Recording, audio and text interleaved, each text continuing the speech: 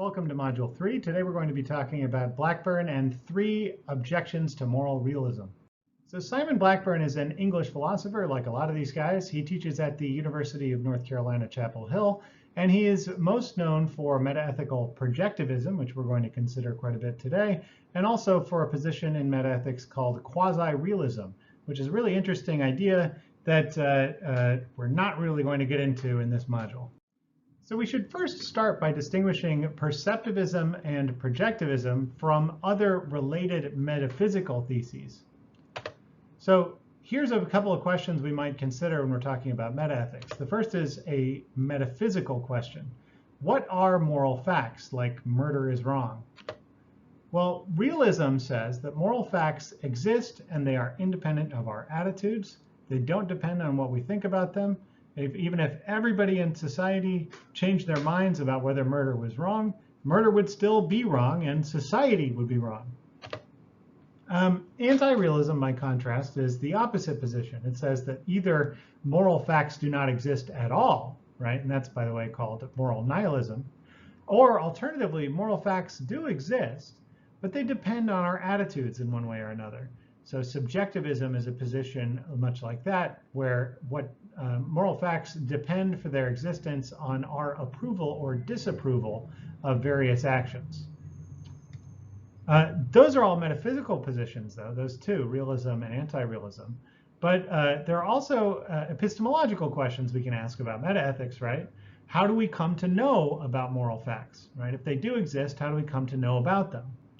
Well, perceptivism is the claim that we perceive moral facts in the world. They exist in advance of our experience, they're out there, and we perceive them as we go through life, right? Alternatively, projectivism is the idea that we project moral facts onto the world in the same way that a projector projects a movie onto a screen, right? Those moral facts or moral properties like rightness and wrongness don't pre-exist our experience. Instead, we add them to experience, right? Blackburn, as we will see, is an anti-realist and a projectivist, and the arguments we're going to be considering in this module are arguments for anti-realism and projectivism and against realism and perceptivism.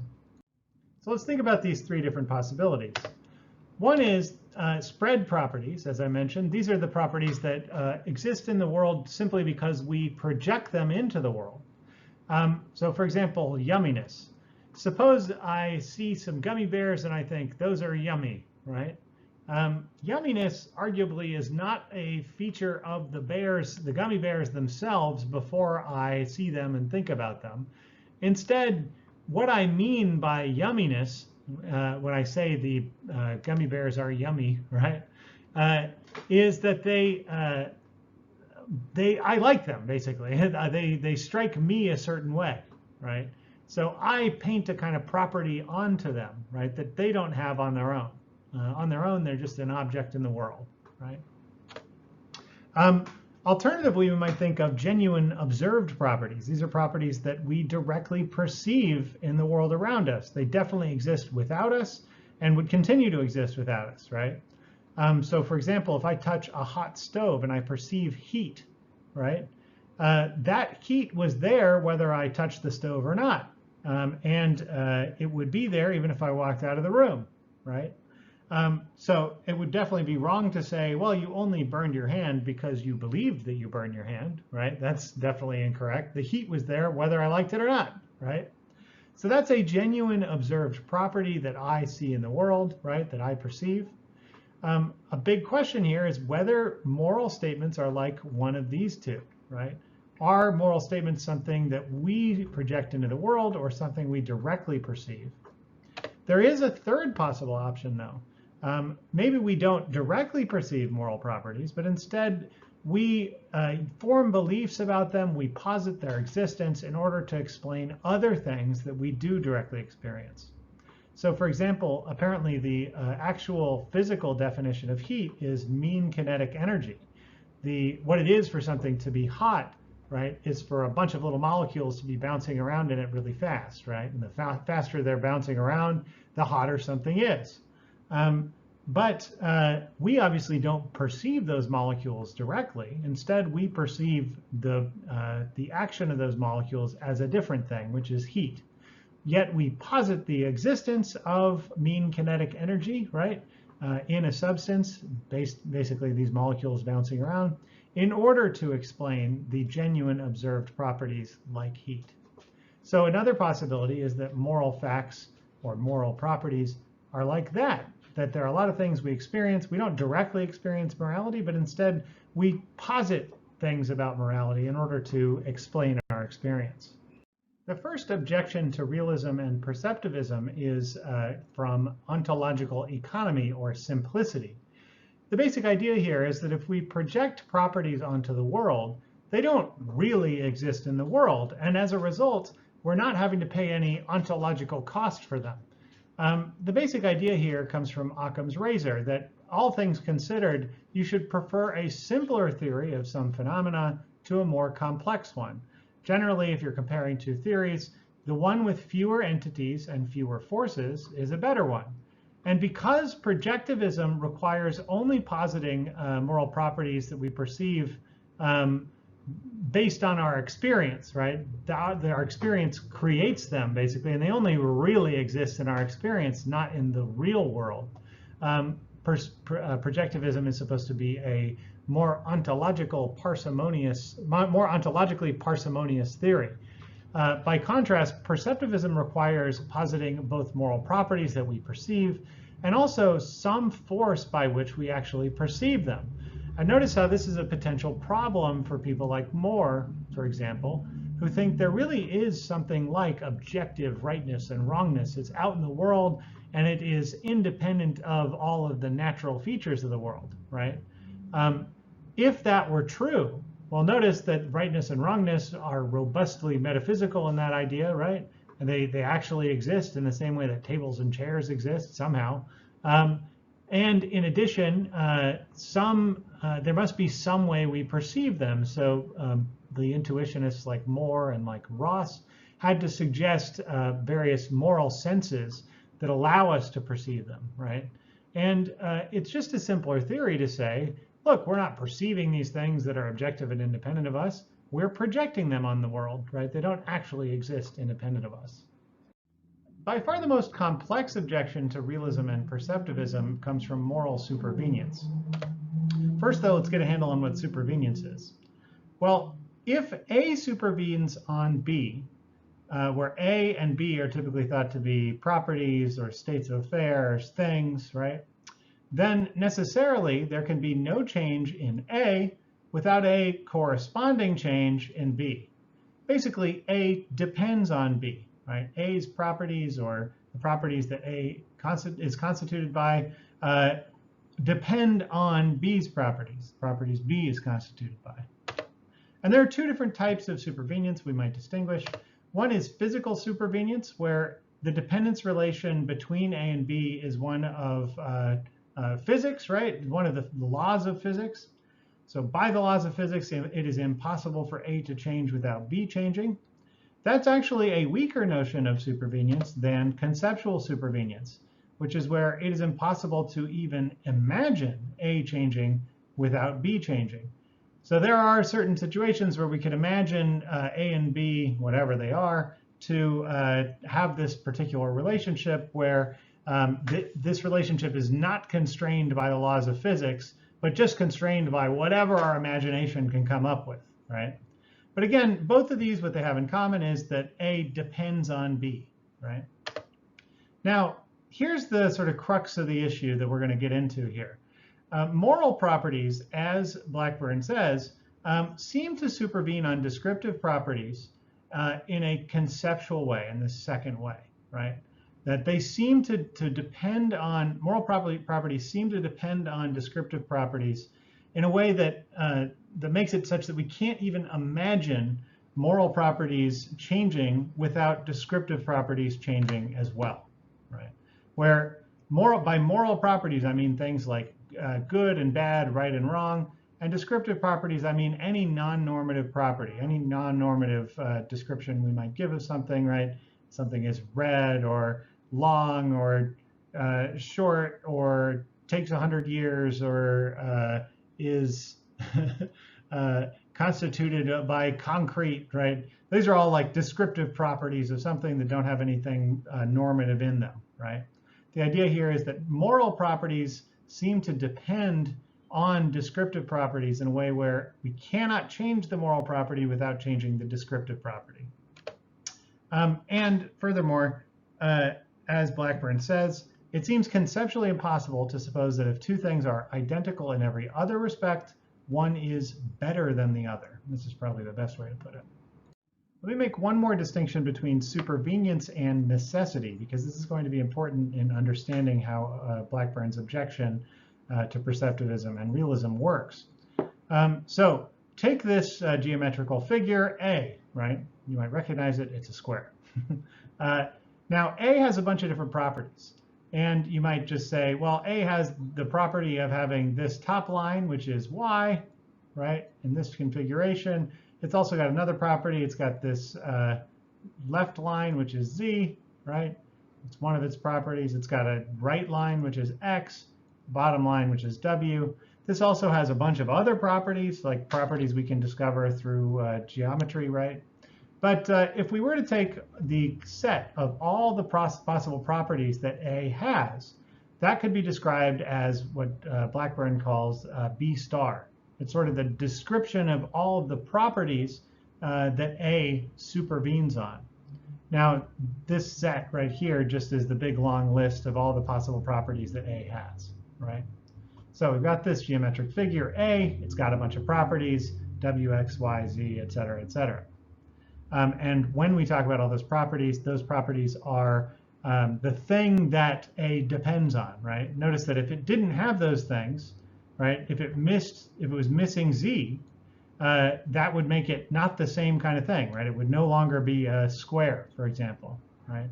So A being the kind of thing it is actually depends on these properties, right?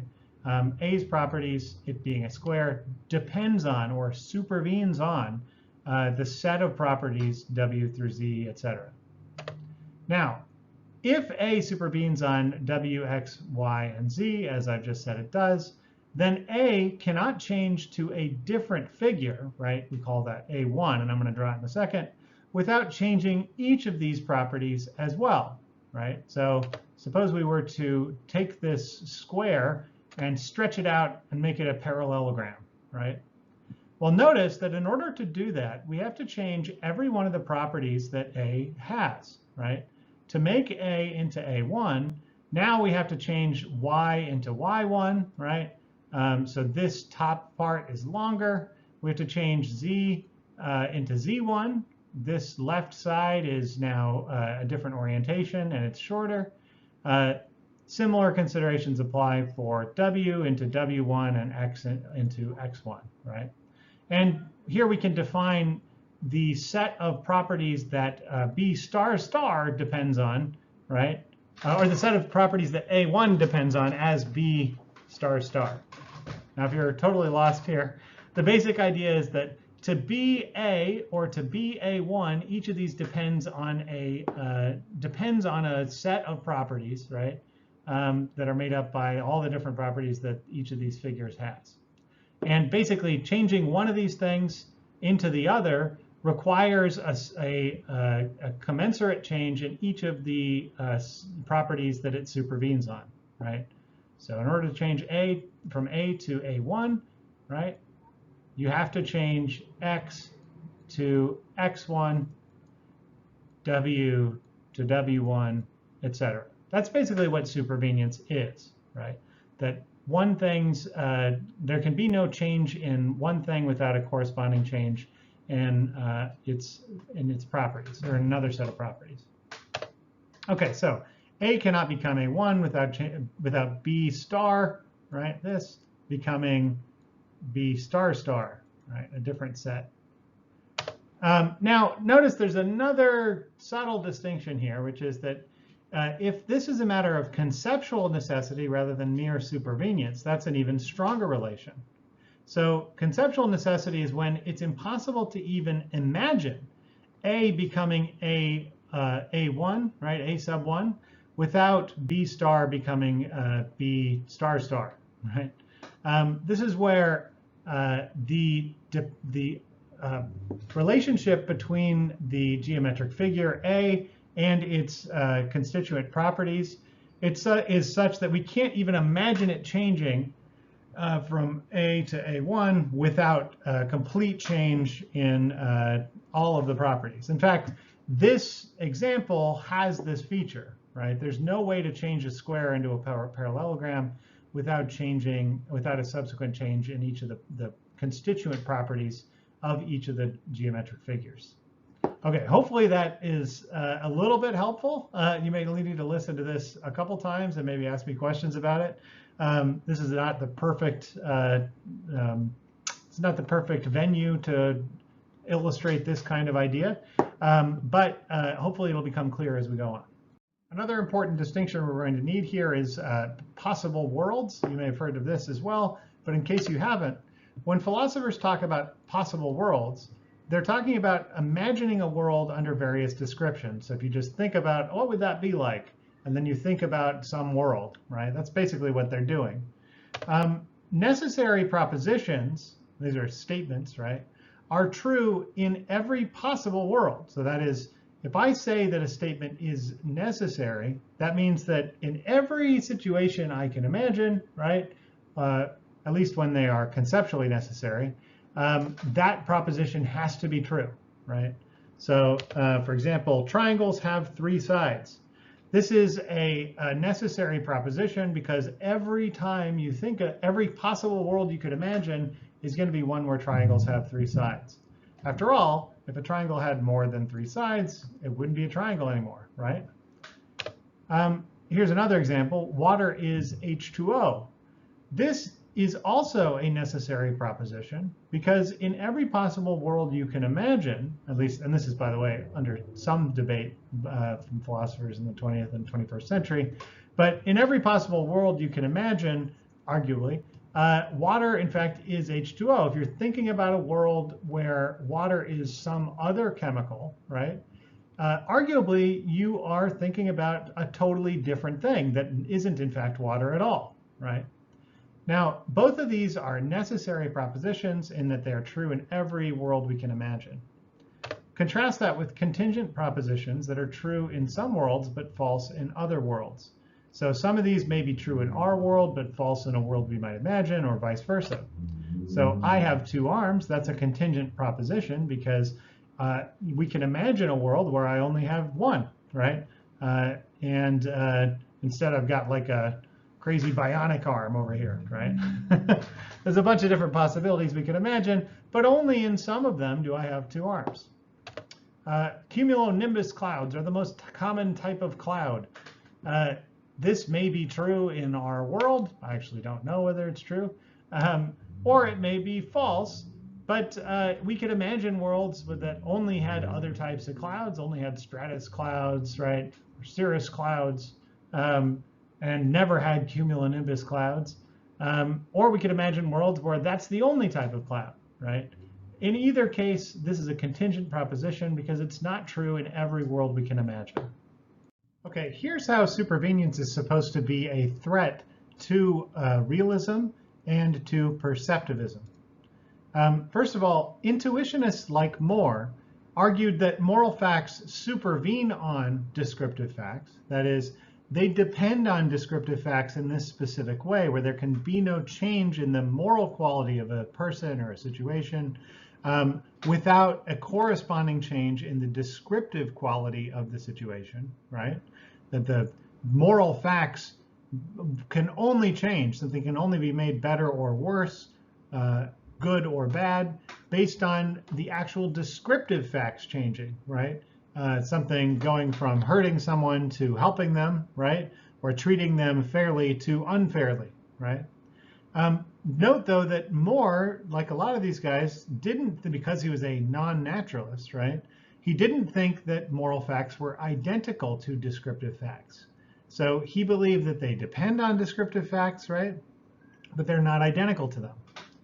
Now, the problem here is trying to identify exactly what the relationship is between moral facts and descriptive facts if it's not identity, right? If it's mere supervenience. Because as Blackburn argues, mere supervenience is just saying basically, well, there is some relationship between these different properties, but it's not actually specifying a relationship, right? It just says sort of vaguely, if there's a change in one type of property, moral properties, there must be a corresponding change in descriptive ones. Well, now, by the way, notice that if they were identical to descriptive facts, that is moral facts, Moore and other people like him, using the kind of open question argument we covered in Module 1, would say that, hey, they need to be conceptually indistinguishable from descriptive facts. Basically, moral and descriptive facts would have to be the exact same thing to our mind's eye if they were identical, right? So if pleasure was good, then when we think of pleasure, we should notice that we're thinking of the same thing as good, according to Moore. So Blackburn points out that if moral facts supervene on descriptive facts without necessitating them, without making it the case that moral facts to be a moral fact a certain way means that it has to be a certain set of descriptive facts in every conceivable world, right? Then we need to explain why it isn't possible for the very same set of descriptive facts, right, to be both morally good and morally bad, right? Why is that not possible? It seems obvious that that's not possible. You can't take the exact same person and say, here's all of his properties, he's good, and then in the same breath say, okay, those exact same descriptive properties obtain, but he's bad, right? Those two things can't be true at the same time, at least not if we're going to be realists about morality. Okay, so take the following claim. Suppose that good supervenes on pleasurable experiences. And Blackburn, when he's writing about this, just uses the term A and the term B star to refer to just sort of general placeholders here. But we're going to use specific examples to try and make it a little bit clearer.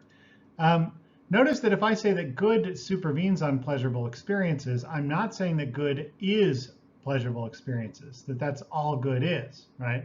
I'm just saying good depends on pleasurable experiences in the following way, where there can be no change in whether something counts as good, right, without a corresponding change in whether something is a pleasurable experience or not, right? That there must be a change in A in order for there to be a change in B. Now, suppose we believe in this supervention claim, right? The supervenience claim that A supervenes on B here.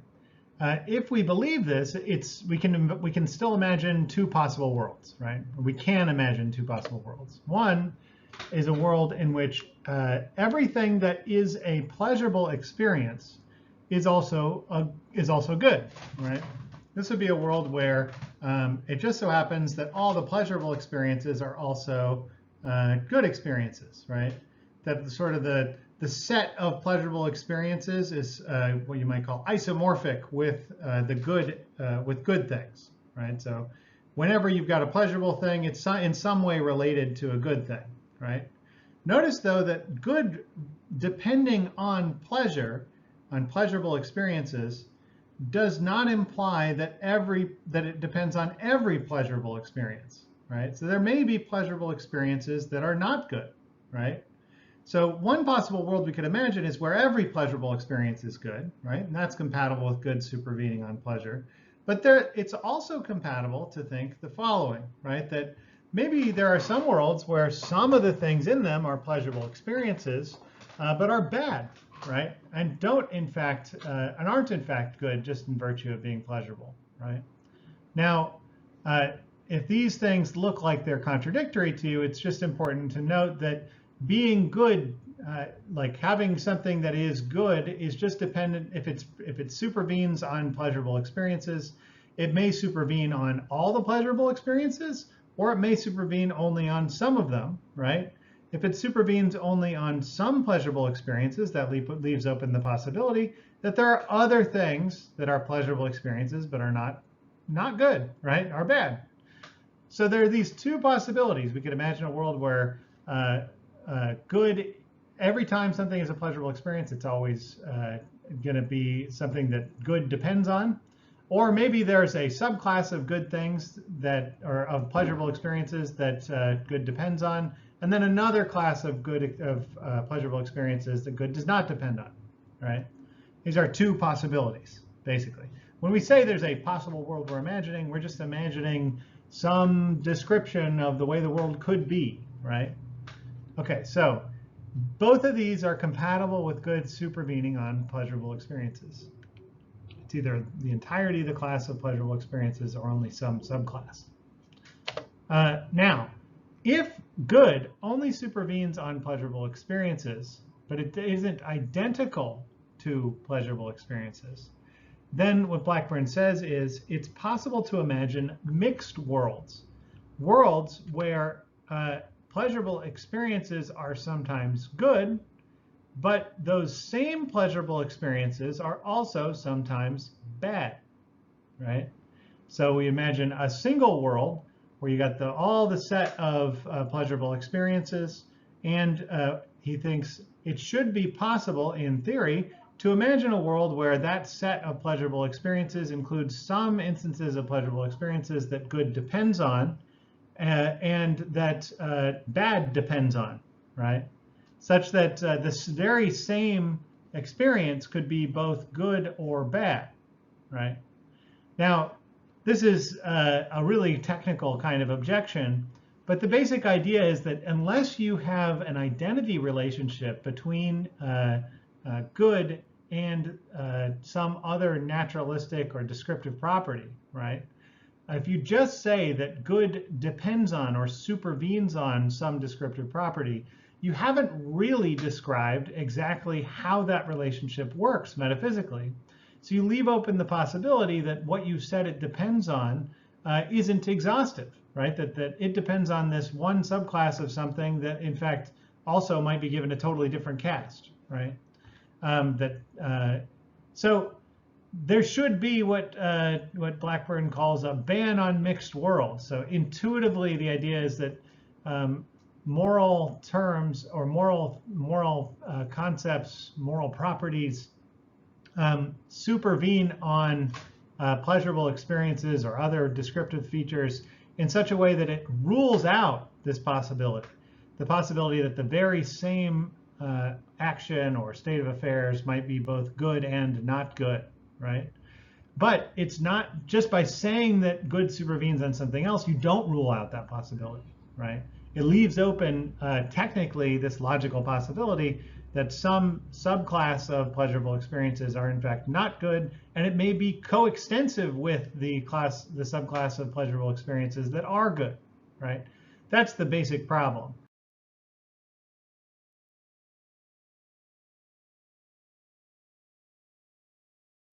Okay, I think this may help a little bit more here. So suppose we have B star, which is the descriptive properties that A supervenes on, right? Now, imagine world one, some world, right, some description of some state of affairs, right, that takes up the entire world. Suppose that world is one where A supervenes on all of B star, right? So this is B star, this circle. A supervenes on the entire thing, right? So A depends on this property that's part of B star, and then this property over here that's part of B star, and this part of property that's part of B star as well, supervenes on all these descriptive properties, right? That's one possibility we can imagine that is consistent with B star being the supervention base of A. Here's another one, though. World 2 is another conceptual possibility that's left open by the claim that A supervenes on B star. So it may be the case that A supervenes on some of B star, right? So it supervenes on this property and this one and this one and this one, this one, this one, this one, this one, right? All these ones. But it doesn't supervene on these properties that are also part of B star, right? So some of the things that are B star are not, in fact, the supervention base of A, right? Okay, so this is another conceptual possibility, and so far we don't have a problem, right? These are both conceptual possibilities that are left open by the claim that B star is the supervention base of A, which is, by the way, just the same thing as saying A supervenes on B star. However, this third possibility is the one that Blackburn thinks realists and perceptivists should be worried about. So if we say that A supervenes on B star, that leaves open, he thinks, the logical possibility that A supervenes on this part of B star, right?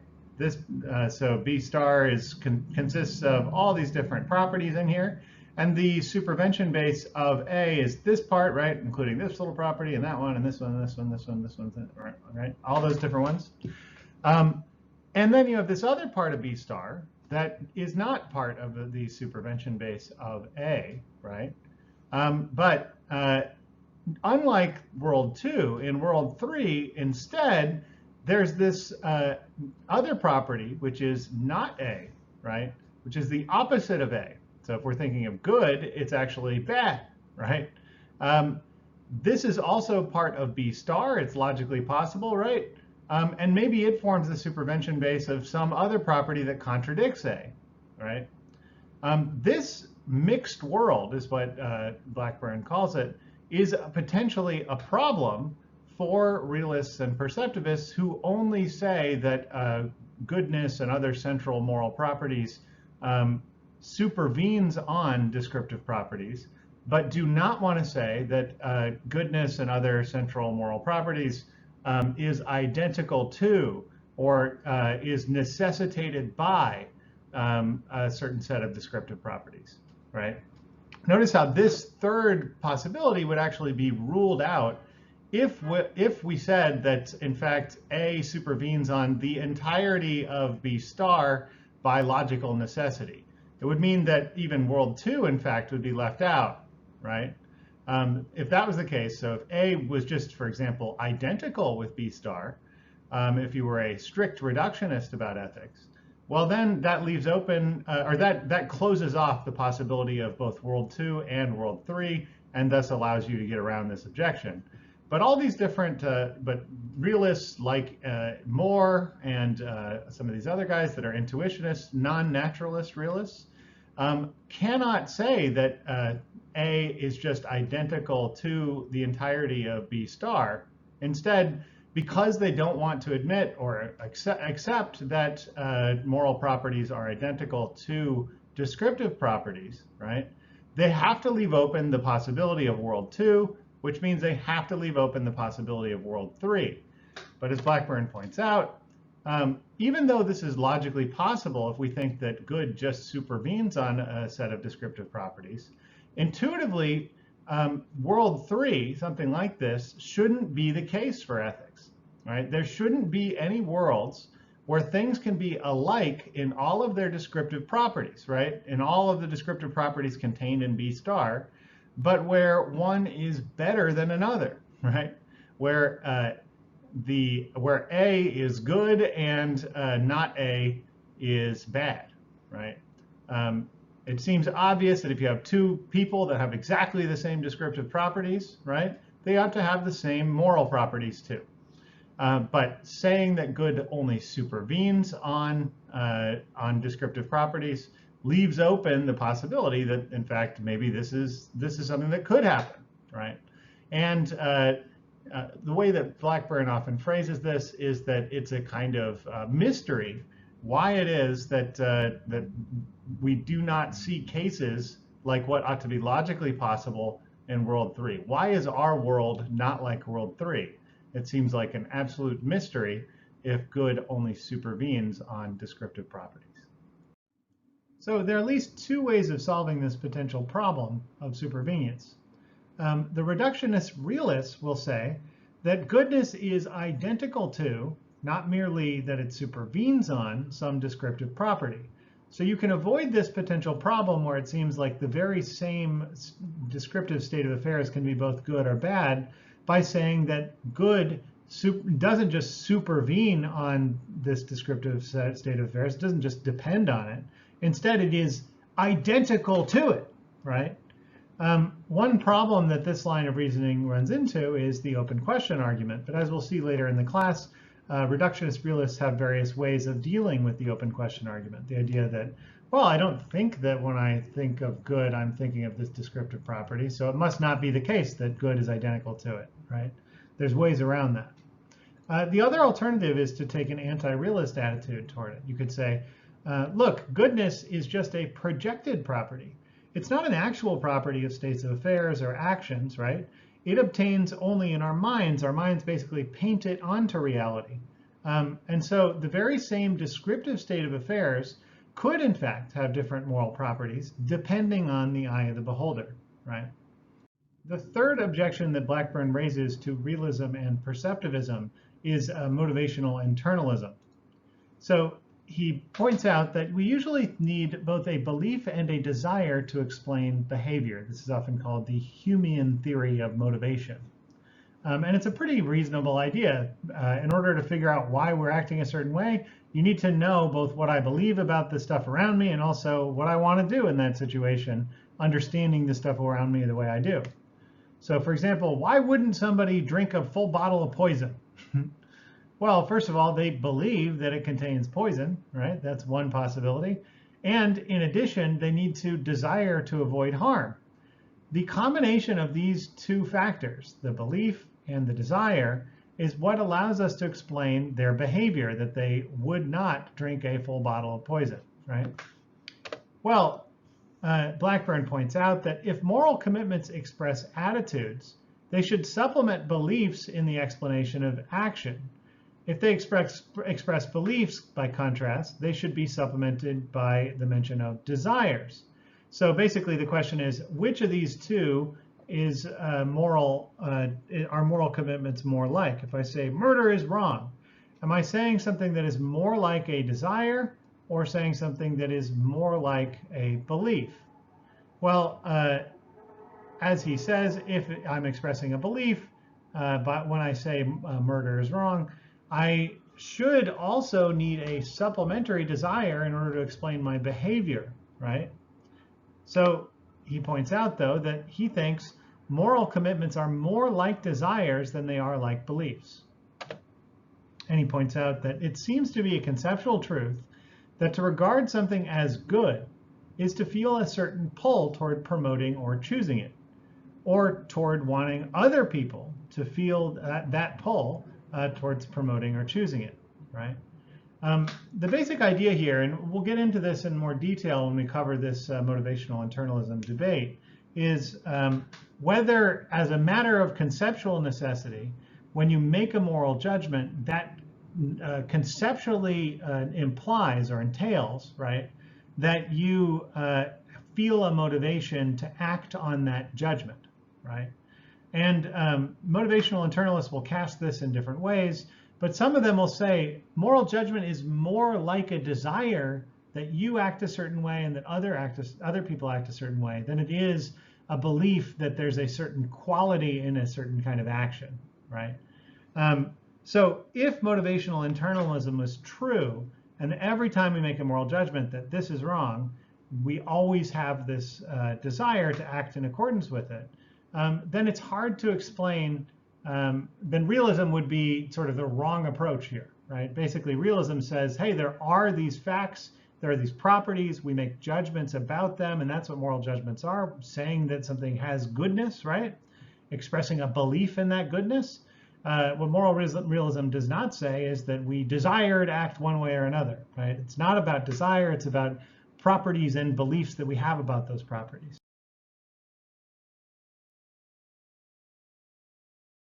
All right, let's sum up these objections to realism and perceptivism. The first is ontological parsimony. The basic idea here is that if we say that the correct account of moral properties is that they don't actually exist in the world, instead we see them into the world, we import them into our perception of the world, right? And they come only from our minds. Well, that means that we are positing the existence of fewer properties in the world, fewer things that we end up having to explain in our sort of grand theory of what the world is. And as a result, it's a simpler theory, right? That's the idea. Next, supervenience. So realists will often say that moral properties supervene on descriptive properties. They depend on them in this specific way where there can be no change in moral properties without a corresponding change in descriptive ones. But these accounts typically cannot explain how moral properties depend on descriptive properties, right? They say, basically in a promissory note type of way, hey, they will depend on these properties, but they don't say how, right? And in particular, realists can't explain why moral properties cannot change without a corresponding change in descriptive properties, right? They cannot explain why it's impossible for the very same action to both be good or bad, right? Unless, by the way, unless they say that goodness and rightness are in fact identical to some set of descriptive properties, right? But then you get into Moore's open question argument, which we covered in Module 1. By the way, we'll return to that later on when we discuss the reductionists. Finally, motivational internalism. This is the idea that having a moral commitment conceptually entails desiring to act on it. And realism basically casts moral judgment as though it is similar to other kinds of factual judgment, as though it's a kind of belief, right? That says the world is a certain way, when in fact, according to Blackburn, moral commitments that we have don't just say the world is a certain way, they also conceptually entail our wanting to make it a certain way and our wanting other people to want that too, right? And so as a result, realism, according to Blackburn, misses something important conceptually that we can only account for with a projectivist, anti-realist account of morality, that we project moral properties onto the world. They aren't there in advance of our experience, and that they are not something that exists independent of us, but rather something we think up into existence, right? So for more on projectivism, you should consider reading Alex Miller's Contemporary Metaethics, Chapter 4. It's got a good overview of not only Blackburn's argument, but many of his respondents in the literature. Blackburn's two main books that include a lot of discussion about ethics and metaethics are Spreading the Word and Essays in Quasi-Realism. We didn't get to quasi-realism today, but it's a really interesting take on metaethics that is a projectivist, anti-realist take. Each of these has an expanded discussion of both of these things, right? And for a detailed breakdown of projectivism and quasi-realism, see the SEP article on the subject here in the description below. In addition, the broader article about moral anti-realism is a great resource for major objections to realism and ethics. And I would really recommend, if you're going to write about one of these subjects, to have read that entry in the SEP as well.